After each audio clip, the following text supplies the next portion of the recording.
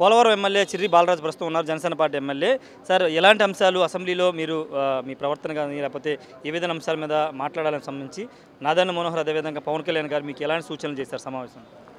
అంటే మొదటిసారిగా అసెంబ్లీకి వెళ్తున్నాం కాబట్టి అక్కడ ఏ విధంగా మనం హుందాగా ప్రవర్తించాలి, అలాగే ఇప్పుడు ఉన్నటువంటి పరిస్థితులు ప్రతిపక్షం కూడా లేదు, మనం ఏ విధంగా ప్రజలు ఎప్పుడు కూడా ఈరోజు చూసుకున్నట్లయితే వైసీపీలో ఉన్నటువంటి ఎమ్మెల్యేలు కానీ మంత్రులు కానీ ఈరోజు కేవలం ఒక్క అసభ్య పదజాలంతో కానీ ఈరోజు అసెంబ్లీలో కానీ ఏ విధంగా మాట్లాడారో వారిని ఈరోజు తిరస్కరించారు. మనందరం కూడా అలాగ ఉండకోకుండా తప్పకుండా ప్రజల మన్నలతో మనం భారీ మెజార్టీతో గెలిచాం కాబట్టి తప్పకుండా మనం అందరం కూడా క్రమశిక్షణతో అసెంబ్లీలో మాట్లాడాలి. అలాగే ఏదైతే నియోజకవర్గంలో ఉన్నటువంటి సమస్యలు ఉన్నాయో వాటిపై ప్రత్యేకమైన దృష్టి సారించండి. అలాగే లా అండ్ ఆర్డర్ గురించి మహిళలపై జరిగేటువంటి అత్యాచారాలు కానీ లేకపోతే వాళ్ళ వేధింపుల గురించి కానీ అలాంటివి ఏవి కూడా మీరు కఠిన చర్యలు తీసుకోవాలని మాకు ఈరోజు సూచించడం జరిగింది. అలాగే మళ్ళీ మాకు 4-5 రోజుల్లో మళ్ళీ మాకు పవన్ కళ్యాణ్ గారితో మీటింగ్ ఉంటుంది.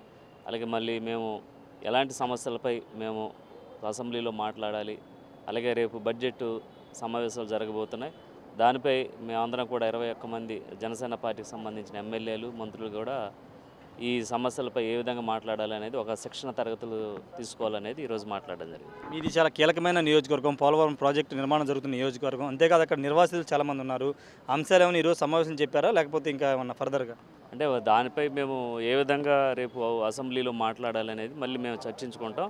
అలాగే ఇప్పుడు ప్రజలకు సంబంధించి అక్కడ R&R ప్యాకేజీ కానీ అలాగే వాళ్ళకి భూమికి బదులు భూమి కానీ అలాగే ప్రాజెక్ట్ సంబంధించి ఏదైతే వాళ్ళకి నిర్వాసితులకి ఇవ్వాల్సినటువంటి ఇంటి గురించి కానీ మేమందరం ఇవన్నీ కూడా మేము ఇక్కడ సమావేశంలో చర్చించడం జరిగింది. వాటిపై క్షుణ్ణంగా క్షేత్రస్థాయిలో మేము పరిశీలించి దానిపై రేపు అసెంబ్లీలో మాట్లాడతాం. Okay, thank you. ఖచ్చితంగా అసెంబ్లీలో పోలవరం ప్రాజెక్ట్ సంబంధించిన నిర్వాసితులు R&R అంటే రిహాబిలిటేషన్ రీఫెసిలిటేషన్ సంబంధించినటువంటి అంశాల మీద కూడా మాట్లాడతామని చెప్తున్నారు. అంటే అన్నింటి అంశాల మీద పవన్ కళ్యాణ్ వాళ్ళకు సూచనలు చేశారని చిర్రి బాలరాజు అయితే చెప్తున్నారు. ముఖ్యంగా అసెంబ్లీతో పాటు బడ్జెట్ సమావేశాలు వచ్చే నెలలో జరగబోతున్నాయి కాబట్టి ఆ సభలో ఏ విధంగా మాట్లాడాలి, రాష్ట్ర ఆర్థిక పరిస్థితితో పాటు ఆ నియోజకవర్గంలో ఉన్నటువంటి పరిస్థితులు వాటిని వివరిస్తూ సభలో మీకు అవకాశం వచ్చిన మాట్లాడాలని పవన్ కళ్యాణ్ ఎమ్మెల్యేలకు చెప్పినట్టు చిర్రి బాలరాజు అయితే చెప్తున్నారు. కెమెరా పర్సన్ ప్రసాద్తో రాజశేఖర్, విజయవాడ నుండి. మరిన్ని వీడియోస్ కోసం ఛానల్ ని సబ్స్క్రైబ్ చేయండి, లేటెస్ట్ అప్డేట్స్ కోసం వాట్సాప్ ఛానల్ ని ఫాలో చేయండి అండ్ లింక్ డిస్క్రిప్షన్ లో ఉంది.